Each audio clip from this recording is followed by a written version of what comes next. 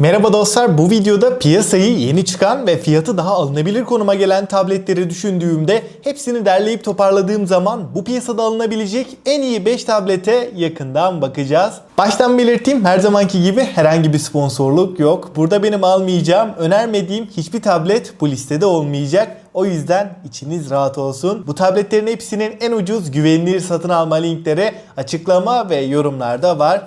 Oradan rahatlıkla alabilirsin. O zaman bu tabletleri neye göre seçtin dersen, özellikle fiyat performans, deneyim ve uzun ömürlük tarafında bu 3 noktada en sağlam tabletlerden bahsedeceğim. Bu serinin devamı için de alt taraftan beğenip abone olup zili açmayı unutma. Serinin devamı tamamen size bağlı. Şu anda bir tablet alıp uzun ömürlü kullanmayı düşünüyorsak minimum bütçemiz 9.000 olmalı. Burada 40.000'e kadar çıkacağız. Şimdi alınabilecek en ucuz tabletimize başlayalım. Burada Redmi Pad 2'yi görüyoruz. 11 inç QHD Plus IPS bir panel burada kullanılmış. Tabii ki bu ekran 90 Hz tazeleme hızıyla beraber geliyor ve 600 nit maksimum parlaklığa çıkabiliyor. Ekranda renkler, canlılık muazzam seviyede. Bu fiyat bandını düşündüğümde ekran kalitesi olarak açık ara en iyi tablet. Donanım olarak da yine bu fiyat bandının en güçlü işlemcilerinden MediaTek Helio G100 Ultra'yı görüyoruz. 8 GB RAM, 256 GB depolamayla birlikte geliyor. PUBG, Call of Duty Mobile gibi oyunlarda en düşük ayarlar 60 FPS, yüksek ayarlarda da 40-45 FPS'i rahatlıkla görüyoruz. Açıkçası bu fiyat bandında oyun deneyimi olarak da en iyi tablet diyebilirim. Kameralardan çok bir beklentiniz olmasın. Bu fiyatlarda bir tablete göre yine de ideal diyebilirim. 9000 mAh batarya ve 18 Watt hızlı şarj desteğine sahip. Kutu içeriğinden bu adaptör de çıkıyor. Kablosuz bağlantılarda Wi-Fi 5 ve Bluetooth 5.3'ü görürken Android 15 ve HyperOS 2.0 ile birlikte geliyor. Yazılım deneyimi, arayüz performansının da gayet başarılı olduğunu söyleyeyim. Bu fiyat bandında bir tablete oranla menü akıcılığı arayüzde uygulamalar arasında geçerken gayet tepkisel diyebilirim. Tamamen metal kasası ve şık tasarımıyla da bu fiyat bandında tasarım olarak da en sağlam tablet. İkinci sırada özellikle öğrenciler için uygun fiyatlı en mantıklı tabletlerden Tabeson Lite'ı görüyoruz. 10.9 inç QHD Plus 228 ppi ve 90 Hz bir panelle gelirken 600 nit maksimum parlaklığa çıkabiliyor. Ekran kalitesi 10.000 bandında bir tablete göre gayet yeterli diyebilirim. Burada zaten S9 FE'de kullanılan ekran direkt olarak S10 Lite'da da kullanılmış. Donanımda Exynos 1380'i görürken 6 GB RAM, 128 GB depolama ile beraber geliyor.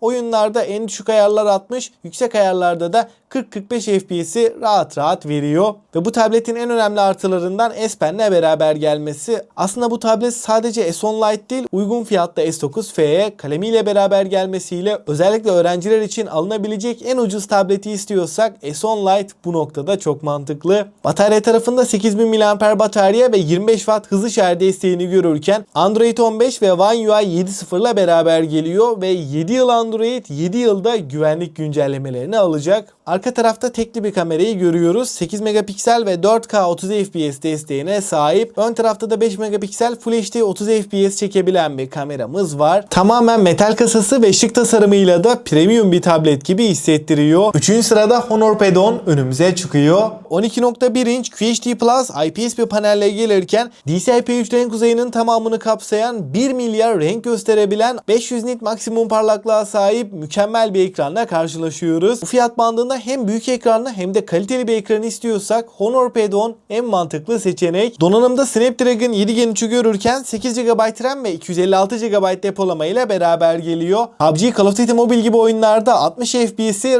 rahat alabiliyoruz. Ve bu tabletin en önemli noktalarından biri de kesinlikle hoparlör performansı. Honor burada altılı stereo hoparlör sistemine yer vermiş. Hem ses kalitesi hem de ses yüksekliği olarak da bu fiyat bandındaki en sağlam tablet. Android 15 ve MagicOS arayüzüyle gelirken 3 yıl Android, 3 yılda güvenlik güncellemelerini alacak. 10.100 mAh batarya ve 35 Watt hızlı şarj desteğiyle gelirken kutu içeriğinden bu adaptörün çıktığını da söyleyeyim. Özellikle oyun için 15.000 bandında bir tablet arıyorsak Android tarafındaki en iyi tabletlerden Xiaomi Pad 7'yi görüyoruz. 11.2 inç IPS bir panelle gelirken burada neredeyse 4K bir çözünürlük, HDR10 Plus, Dolby Vision gibi üst düzey teknolojileri görüyoruz. Ekran kalitesi olarak bu fiyat bandındaki en sağlam alacağım tabletlerden biri. 144 Hz tazeleme ile beraber de günlük kullanımda yağ gibi akan bir tablet ve 800 nit maksimum parlaklığa çıkabiliyor. Boyutuna oranla parlaklık çok yeterli. Ekran kalitesi anlamında kesinlikle memnun kalacağınız bir tablet. Donanımda Android tarafında bu fiyat bandının en güçlü işlemcisini Snapdragon 7 Plus Gen 3'ü görüyoruz. 8 GB RAM, 256 GB depolama ile beraber geliyor.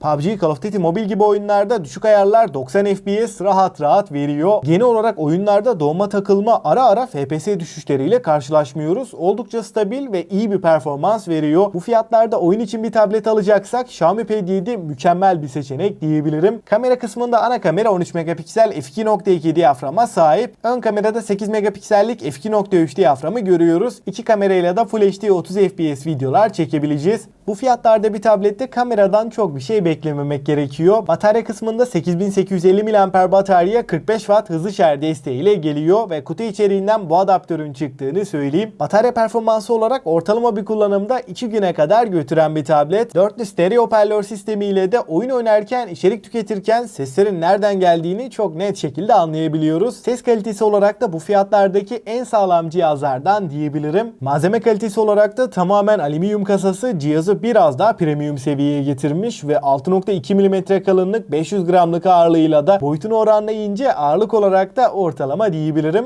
Tasarım olarak da Xiaomi Pad 7'yi ben gayet beğendim. Öğrenciler için kalemiyle gelen uzun ömürlü bir tablet istiyorsak Tabeson FE önümüze çıkıyor. Kutu içeriğiyle başlayalım. İlk olarak tabletimiz, ardından S Pen, yanında da ufak bir zarf bizleri karşılıyor. Zarfın içinde de Type-C şarj kablosu ve hızlı başlangıç kılavuzları dışında herhangi bir şey çıkmıyor. Tasarım olarak baktığımda da hem dış görünüş hem de malzeme kalitesi anlamında oldukça premium bir tablette karşı karşıyayız. 6 mm kalınlık ve 497 gramlık bir ağırlığa sahip. Boyutuna oranla gerçekten ince ve ağırlığı da kasaya oranla oldukça dengeli bir tablet. Elde tutarken kesinlikle hafif hissettiriyor. 10.9 inç QHD Plus, TFT ve 90 Hz'lik bir ekran burada kullanılmış. Ekranda renkler, canlılık yeterli seviyede, görüş açıları ve kontrast oranı yönünde de bu fiyat bandı için gayet iyi olduğunu söyleyebilirim. Ve 800 nit maksimum parlaklıkla dışarıda güneşli havalarda veya kapalı ortamlarda evde kullanırken de ekranın parlaklığı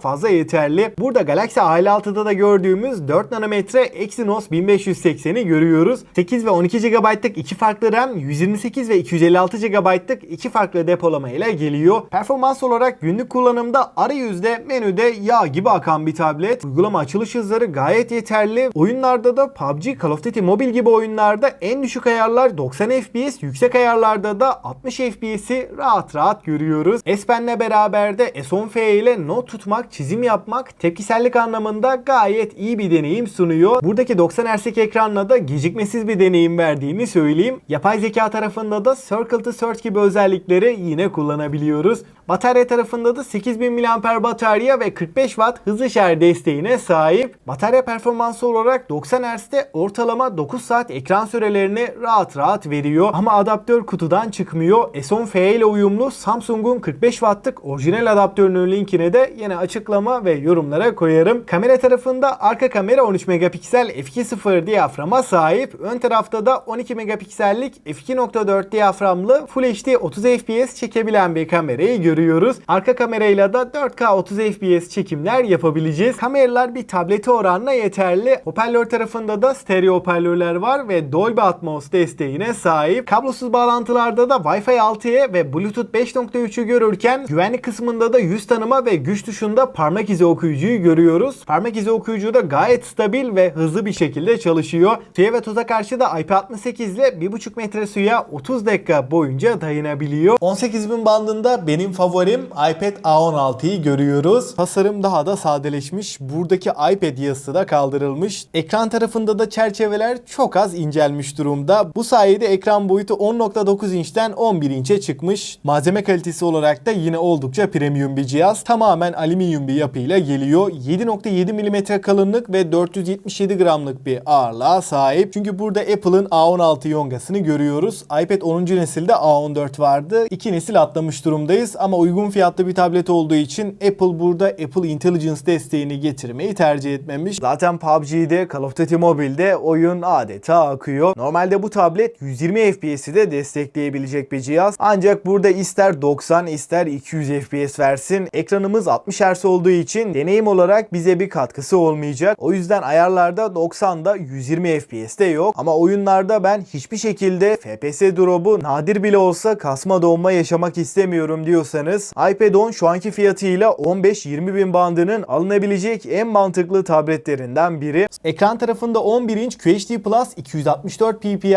piksel yoğunluğuna sahip. Ekranda renkler, canlılık ve kontrast oranı gayet iyi seviyede ve 500 nit maksimum parlaklığa ulaşabiliyor. Bu kez HDR10 desteği de geldi. 500 nit parlaklık gayet yeterli. Şu anda tableti kullanmaya başladıktan sonra 60 Hz'e eğer iPad Pro'ya geçmezsem alışacağım gibi. İşlemci çok güçlü olduğu için akıcılık biraz geride kalsa da tepkisellik tarafından kurtarıyor ve A16'nın yanında bu kez 4 GB değil 6 GB RAM ile beraber geliyor. Hemen bir parmak izine de bakalım. Evet, parmağı dokundurduğum anda ekran kilidinden hızlıca kurtuluyoruz. Hoparlör tarafında bir tane altta bir tane üstte olacak şekilde 2 adet stereo hoparlörlere yer verilmiş. Arka tarafta tekli bir kamerayı görüyoruz. Ana kameramız 12 megapiksel f1.8 diyaframa sahip. Bu kamerayla beraber 4K çekimler yapabileceğiz. Fotoğraf çekim kalitesine bakarsak evet, şu anda iPad'in kutusunu çektim. Detaylar gayet net gözüküyor. Renkler ve canlılık da gerçeğe yakın. Video tarafında da 4K 60 FPS çekimler yapabiliyoruz. Titreşimleri engelleme, stabilizasyon tarafına detaylı incelemede bakacağız. Ön tarafta da 12 megapiksel f2.4 diyaframlı bir kameraya yer verilmiş. Kablosuz bağlantılarda da Bluetooth 5.2'den 5.3'e yükselmiş durumda. Açıkçası genel anlamıyla baktığımda en büyük yenilikler bunlardı. Performans benim için birinci öncelik ve Android bir tablet istiyorum diyorsan da Tab S11 önümüze çıkıyor. 11 inç QHD Plus ve Dinamik AMOLED 2X panelle gelirken 120 Hz tazelemenin yanında HDR10 Plus ve DCI-P3 renk uzayının %100'ünü kapsayan bir ekran. Ekranda renkler, canlılık, kontrast oranı muazzam bir seviyede. Bu fiyat bandında ekran yönünde Android tarafındaki en iyi tablet diyebilirim. Amiral gemisi bir tablet olduğu için donanımda da haliyle MediaTek Dimensity 9400 Plus'ı görüyoruz. 3 nanometrelik bu işlemcimize 12 GB RAM, 256 GB depolama eşlik ediyor.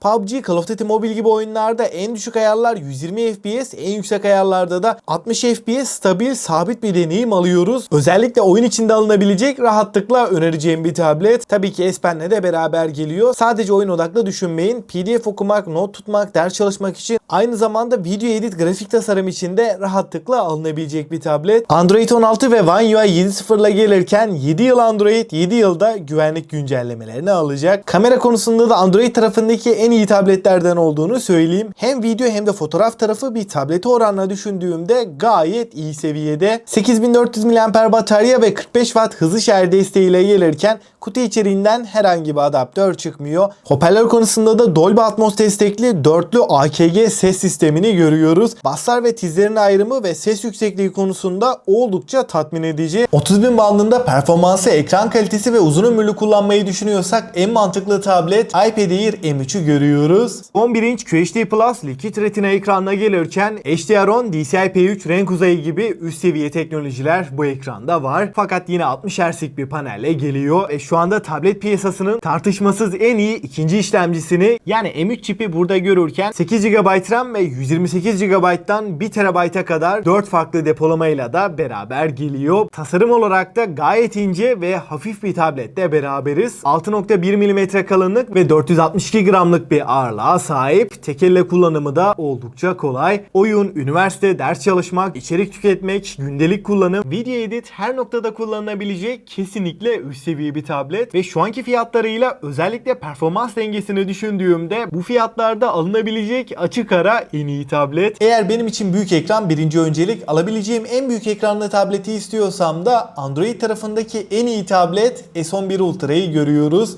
Ekran tarafında 14.6 inç QHD Plus dinamik AMOLED 2X panelle gelirken tabii ki 120 Hz tazeleme ve DCI-P3 renk uzayının tamamını kapsayan HDR10 Plus destekli piyasanın en iyi ekranlarından biriyle karşılaşıyoruz. Ekranda renkler, canlılık, kontrast oranı muazzam seviyede ve buna ek olarak parlaklık tarafında da mükemmel bir ekran. 1600 nit maksimum parlaklığa ulaşabiliyor. Dışarıda, kafede, işteyken ekranı görmekte hiçbir zorluk yaşamayacağız. Donanımda da MediaTek 9400 Plus'ı görüyoruz. 12 GB RAM ve 256 GB depolama ile beraber geliyor. Tabii ki 1 TB'a kadar depolama seçenekleri var. Ayrıca 2 TB'a kadar da hafıza kartıyla beraber bu depolamayı arttırabiliyoruz. Yazılımda da Android 16 ve One UI 7.0 ile gelirken Samsung DeX desteğiyle beraber S11 Ultra'yı neredeyse laptop gibi kullanabiliyoruz. Bu noktada ekran büyüklüğü gerçekten çok önemli. 14.6 inçlik yani bir laptop boyutunda bir ekranla karşılaşıyoruz. Dimensity 9400 Plus'la beraber sadece oyun için değil video edit, grafik tasarım için de alınabilecek bir tablet. 11.600 mAh batarya ve 45 Watt hızlı şarj desteğiyle gelirken kutu içeriğinden herhangi bir adaptör çıkmıyor. Kalınlık ve ağırlık konusunda da 5.1 mm kalınlık ve 690 gramlık bir ağırlığa sahip.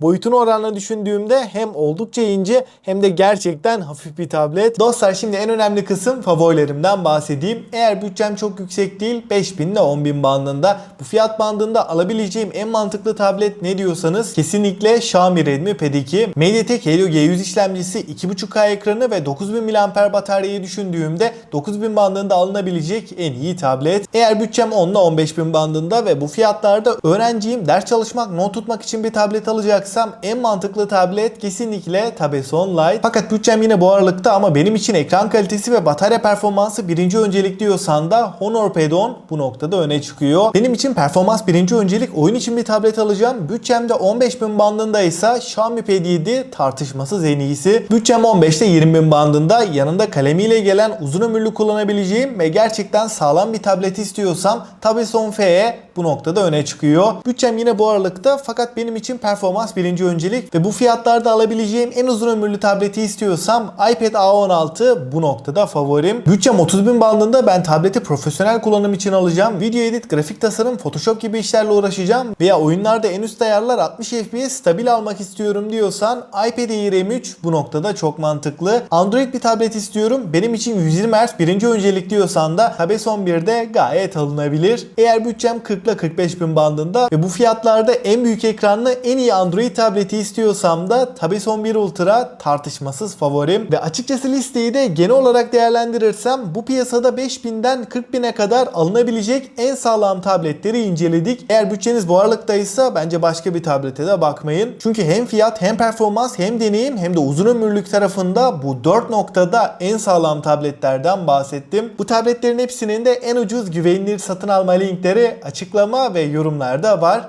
Oradan rahatlıkla alabilirsin. Aklına takılan herhangi bir soru olursa da yine mutlaka yorumlarda buluşalım. Elimden geldiğince yetişebildiğim kadar cevaplamaya çalışıyorum. Bu serinin devamı için de alt taraftan beğenip abone olup zili açmayı unutma. Serinin devamı tamamen size bağlı. Ben Ozan. Sonraki videoya kadar kendinize çok iyi bakın. Hoşça kalın.